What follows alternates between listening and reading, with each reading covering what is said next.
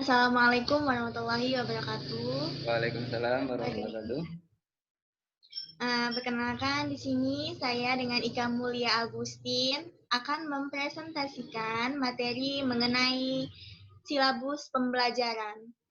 Adapun pembahasan dalam presentasi kali ini adalah pengertian silabus, prinsip pengembangan silabus, tahapan pengembangan silabus, langkah penyusunan silabus, komponen silabus, dan format silabus. Sebelum kita masuk ke dalam pembahasan silabus pembelajaran, kita harus tahu dulu apa itu silabus pembelajaran. Silabus adalah rencana pembelajaran pada suatu atau kelompok mata pelajaran atau tema tertentu yang mencakup standar kompetensi, kompetensi dasar, materi pokok pembelajaran, kegiatan, indikator pencapaian, penilaian, alokasi waktu, dan sumber belajar. Jadi bisa kita lihat bahwasannya silabus itu merupakan rencana pembelajaran yang dimana digunakan oleh peserta didik untuk melakukan proses pembelajaran di dalam kelas. Jadi seorang guru itu harus memiliki rencana pembelajaran yang akan digunakan di dalam kelas, apa saja yang harus kita pelajari untuk peserta didik, baik itu mata pelajarannya, standar kompetensi, tujuan, proses penilaian, alokasi waktu, dan sumber belajar apa saja yang digunakan. Selanjutnya adalah silabus memiliki komponen pokok. Jadi silabus itu memiliki komponen pokok. Ada 3. Kompetensi yang akan ditanamkan kepada peserta didik melalui suatu kegiatan pembelajaran. Kita harus tahu dulu bahwasannya kompetensi merupakan kemampuan yang harus dicapai oleh siswa ketika kita memberikan materi di dalam kelas. Yang pertama adalah kompetensi yang ditanamkan kepada peserta didik melalui suatu pembelajaran. Artinya, kompetensi ini diharuskan dan diupayakan agar benar-benar mampu dilihat oleh peserta didik dan ditanamkan peserta didik. Misalkan pada materi memahami materi trigonometri. Nah, di sini benar-benar siswa harus memahami materi tersebut. Yang kedua adalah kegiatan yang harus dilakukan untuk menanam atau membentuk kompetensi tersebut. Artinya di sini silabus yang digunakan itu harus mencapai kompetensi yang telah dilakukan oleh peserta didik. Misalkan memahami materi trigonometri, melakukan proses penghitungan, lalu dan sebagainya. Nah, diusahakan silabus tersebut mampu menguasai kompetensi yang harus dimiliki oleh siswa. Yang terakhir adalah upaya yang harus dilakukan untuk kompetensi tersebut dari dimiliki peserta didik. Nah, sebelum kita melakukan perencanaan pembelajaran, kita harus tahu dulu bahwasannya kompetensi tersebut benar-benar sudah harus dimiliki oleh peserta didik agar nantinya proses pembelajaran akan lebih baik. Itulah dia yang dimaksud dengan silabus dan komponen pokok di dalam silabus. Selanjutnya adalah prinsip pengembangan silabus. Ada beberapa prinsip yang ada di dalam silabus. Itu ada 9. Yang pertama, ilmiah. Ya, ilmiah adalah prinsip yang ada di dalam silabus. Di mana silabus itu harus benar-benar merupakan sumber silabus itu benar-benar sumber yang ilmiah atau pasti yang sudah ada di dalam proses pembelajaran, tidak dibuat-buat, tidak juga membuat yang tidak kenyataan. Jadi harus benar-benar ilmiah. Yang kedua adalah relevansi. Silabus pembelajaran yang digunakan oleh seorang peserta didik harus bersifat relevan. Artinya sesuai dengan apa yang diajarkan oleh peserta didik kepada pendidik. Tidak boleh keluar dari isi dari silabus. Yang ketiga adalah sistematis. Sistematis di sini adalah silabus yang digunakan harus benar-benar sistematis dan memberikan informasi yang jelas kepada peserta didik, bukan menimbulkan pertanyaan atau kebingungan ketika menggunakan silabus di dalam proses pembelajaran. Sesuai dengan tahapan-tahapan dalam proses pengembangan silabus. Yang keempat adalah konsistensi. Konsistensi benar sekali sangat ada di dalam silabus. Mengapa? Konsistensi sangat perlu. Ketika kita menggunakan silabus pembelajaran, kita harus konsisten menggunakan silabus tersebut. Artinya tidak di luar dari pembahasan silabus yang benar-benar harus kita gunakan. Yang kelima adalah memadai. Silabus pembelajaran di sini diusahakan harus memadai, yang artinya di mana silabus ini benar-benar harus mampu memberikan kita kemampuan dalam memahami suatu mata pelajaran, baik itu sumber belajar maupun alat-alat yang digunakan pun memadai dalam memahami materi pembelajaran. Yang keenam adalah aktual dan konstekstual.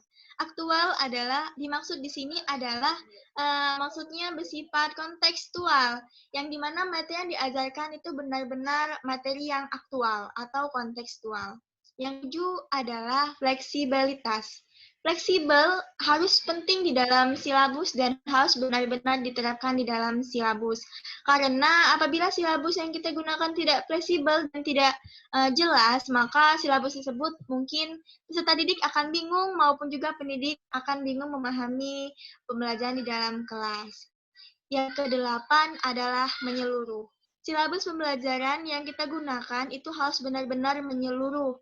Artinya, di mana materi yang akan kita ajarkan, baik semua mata pelajaran itu harus benar-benar tersampaikan di dalam sebuah silabus. Tidak setengah-setengah maupun tidak ada bagian materi yang ketinggal. Artinya menyeluruh terhadap materi.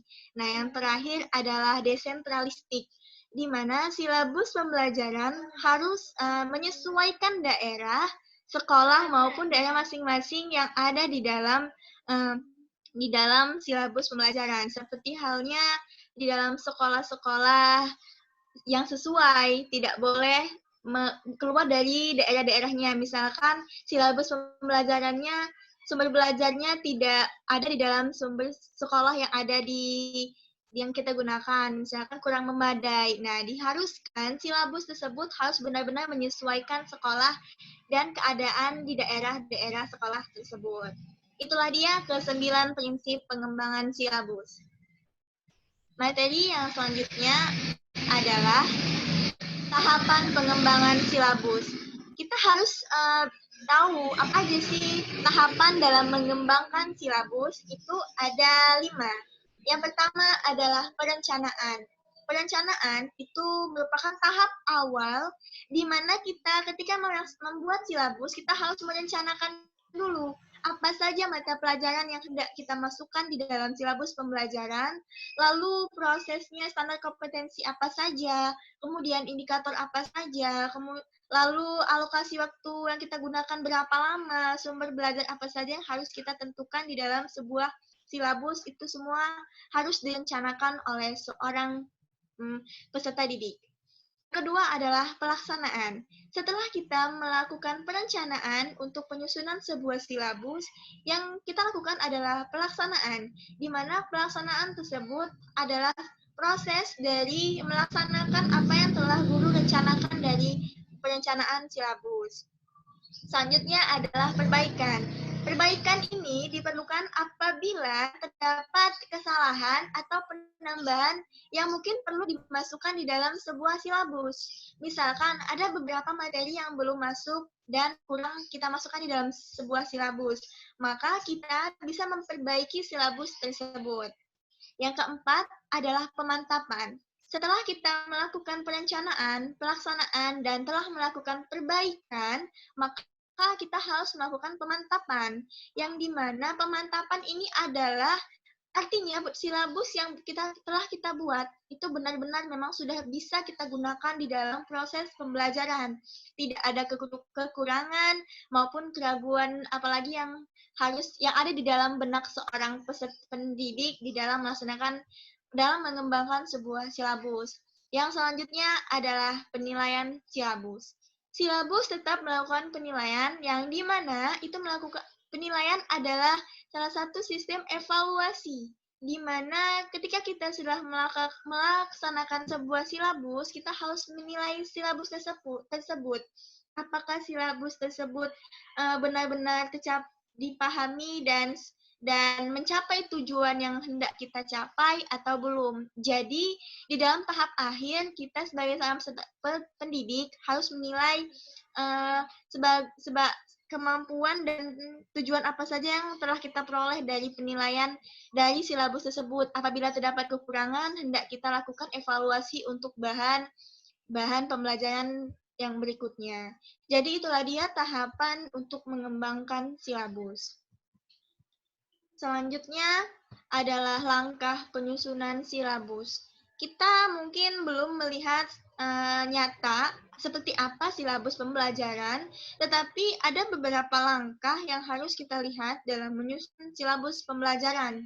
Yang pertama adalah mengisi kolom identitas mata pelajaran.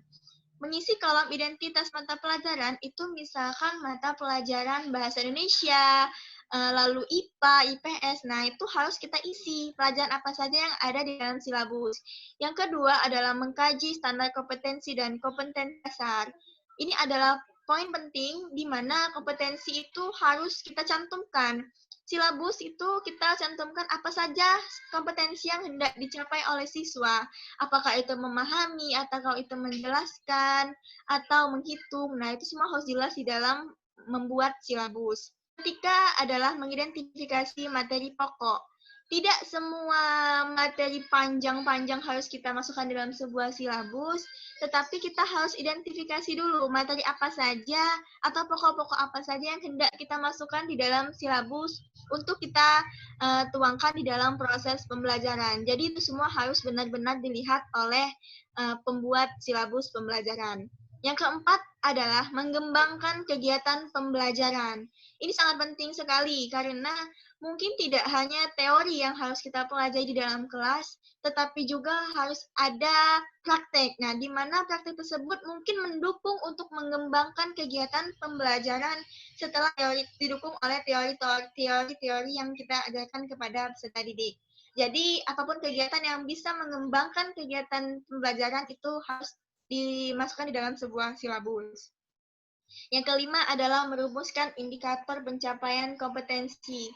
Indikator adalah bagian terpenting di dalam sebuah silabus pembelajaran, di mana indikator tersebut adalah merupakan tujuan. Misalkan materi tersebut, materi yang diajarkan adalah materi bahasa Indonesia, memahami teks eksplanasi. Nah, di sini siswa mampu menulis teks eksplanasi, siswa mampu membedakan teks eksplanasi dan teks anekdot. Nah, di sini harus jelas indikator yang harus dibuat di dalam sebuah silabus pembelajaran. Yang keenam adalah jenis penilaian. Jenis penilaian harus tetap kita cantumkan, seperti halnya proses penilaian tes atau pretest melalui lisan ataupun tulisan. Seperti halnya penilaian dalam berbentuk esai atau praktek, itu semua harus ada di dalam silabus guna melihat perkembangan apa saja yang diperoleh oleh siswa dalam memahami materi. Yang ketujuh adalah menentukan alokasi waktu. Alokasi waktu sangat penting di dalam silabus pembelajaran. Mengapa? Karena waktu tersebut harus benar-benar kita tentukan apakah waktu tersebut bisa mencapai proses pengembangan silabus. Misalkan waktunya kurang dari materi, nah, kurang dari apa yang harus kita sampaikan itu tidak sesuai. Nah, di sini kita sebagai seorang guru harus mengerti beberapa waktunya berapa lama agar kita bisa melakukan pembelajaran ini sesuai dengan tujuan pembelajaran. Yang kedelapan adalah sumber belajar. Sumber belajar itu seperti halnya buku, lalu sumber-sumber apa saja yang harus kita gunakan, daftar pustakanya dari mana. Lalu, nah ini semua berada di tahap akhir, itu harus kita cantumkan agar sumber belajar tersebut benar-benar adalah semua intisari, semua materi tersebut adalah ada sumbernya, tidak kita buat-buat atau tidak kita asal-asal saja, tetapi ada sumbernya. Jadi itulah dia langkah-langkah dalam penyusunan silabus pembelajaran. Materi yang selanjutnya adalah komponen. Nah, di sini kita harus tahu dulu komponen apa saja sih yang ada dalam silabus. Nah, itu tadi semua ada di langkah-langkah, tapi tidak semuanya kita bahas. Tetapi komponen silabus itu semua sudah termasuk dalam apa yang kita bahas tadi di langkah-langkah pengembangan silabus. Yang pertama adalah sebelum kita bahas di sini ada beberapa contoh silabus. di mana di sini adalah standar kompetensi, yang kedua adalah kompetensi dasar, hasil belajar, indikator hasil belajar, materi pokok, kegiatan pembelajaran, alokasi waktu, adanya penilaian, sarana dan sumber belajar. Itu semua adalah komponen-komponen silabus. Sebelum kita membuat silabus, kita harus melihat dulu apa saja sih komponen-komponen yang harus benar-benar kita cantumkan di dalam silabus. Nah, jadi untuk membuat silabus itu kita harus melihat komponen-komponen penting ini di dalam membuat silabus. Jadi ada banyak, tidak sedikit. Jadi ini silabus ini digunakan untuk satu proses pembelajaran. Beda dengan RPP yang mungkin hanya untuk dibuat berdasarkan pertemuan saja. Silabus ini untuk satu semester. Nah, jadi ada banyak komponen. Itulah dia komponen dalam silabus.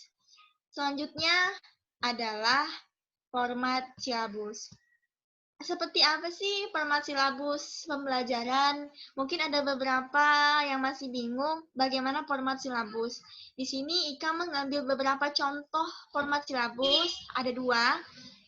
Yang paling biasa digunakan oleh guru dalam silabus pembelajaran adalah contoh format silabus yang pertama, di mana ada nama sekolah, misalkan SD Negeri 3 Sinangsari, mata pelajarannya Bahasa Indonesia, tema 2, atau kelas berapa, semester berapa, kelas 3A, semester 2. Nah, standar kompetensi, misalkan di sini materinya trigonometri. Nah, jadi di sini trigonometri ini harus kita benar-benar pahami di dalam mengembangkan sebuah silabus.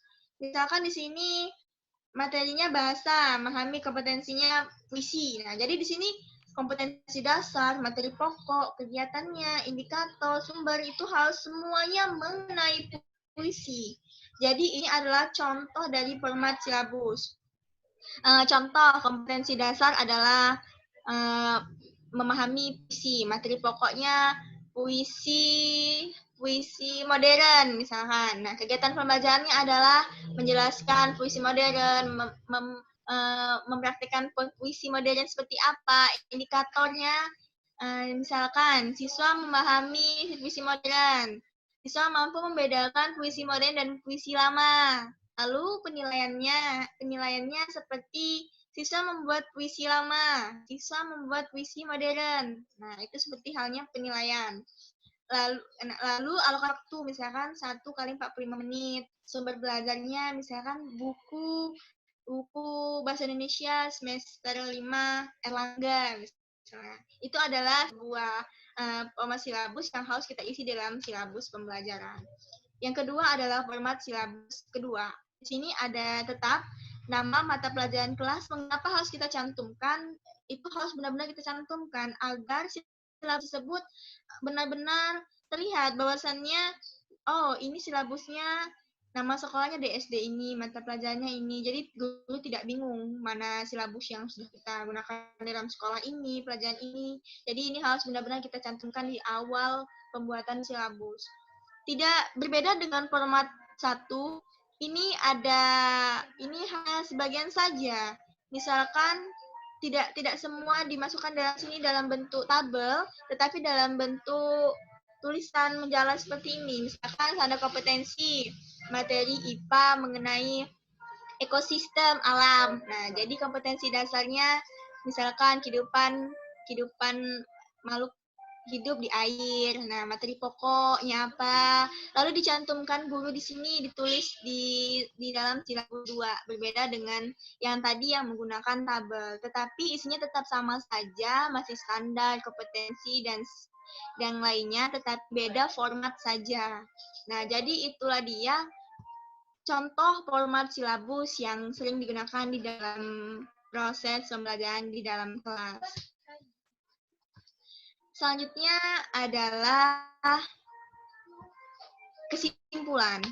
Jadi ada beberapa pembahasan, baik itu langkah, komponen, prinsip, kemudian pengertian, format silabus. Bisa kita simpulkan bahwasannya silabus adalah rencana pembelajaran pada suatu atau kelompok mata pelajaran atau tema tertentu yang mencakup standar kompetensi dan kompetensi materi pembelajaran, kegiatan pembelajaran, indikator pencapaian kompetensi, penilaian, alokasi waktu, dan sumber belajar.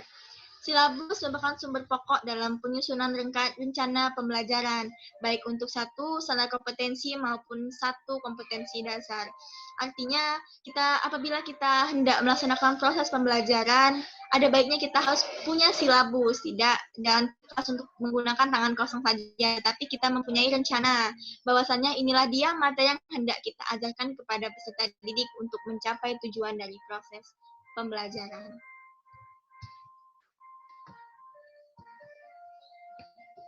Itulah dia presentasi mengenai silabus pembelajaran dari Ika.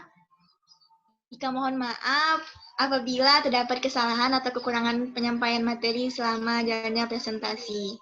Terima kasih. Ika akhiri. Wassalamualaikum warahmatullahi wabarakatuh.